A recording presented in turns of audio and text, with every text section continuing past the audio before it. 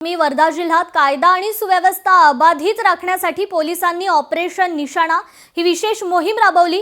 16 ते 18 जानेवारी दरम्यान सलग 48 तास चाललेल्या या कारवाईत एकूण 866 आरोपींची तपासणी करण्यात आली।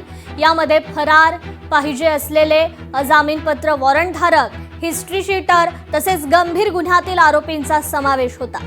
45 अधिकारी आणि 450 अंमलदारांच्या सहभागाने ही मोहीम यशस्वीरित्या पार पडली आहे। यामध्ये 602 आरोपी सापडले असून 24 जणांवर कारवाई झाली आहे, तर 10 आरोपींना अटक करण्यात आलेली आहे।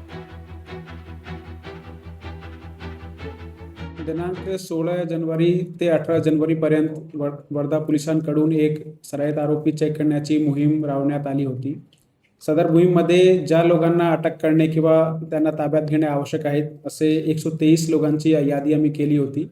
त्यापैकी 116 लोकांना चेक करण्यात आले आणि त्यामध्ये ज्या लोकांवर NBW प्रलंबित आहेत असे 10 लोकांना ताब्यात घेऊन त्यांच्यावर कायदेशीर कारवाई करण्यात आलेली आहे। तर नोबेल शांतता पुरस्कार मिळत नसल्याने अमेरिकेचे अध्यक्ष डोनाल्ड ट्रम्प कमालीचे नाराज झाले। त्यांनी नॉर्वेचे पंतप्रधान जोनास स्टोरे यांना खरमरीत असं पत्र लिहिलंय।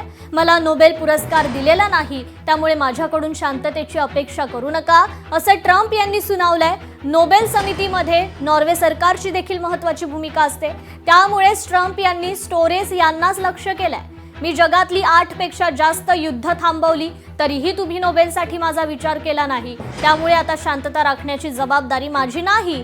संयुक्त अमेरिकेसाठी काय योग्य आणि चांगलं काय याचाच विचार मी आता करेन, असं त्यांनी पत्रात खरं तर हे म्हटलेलं आहे।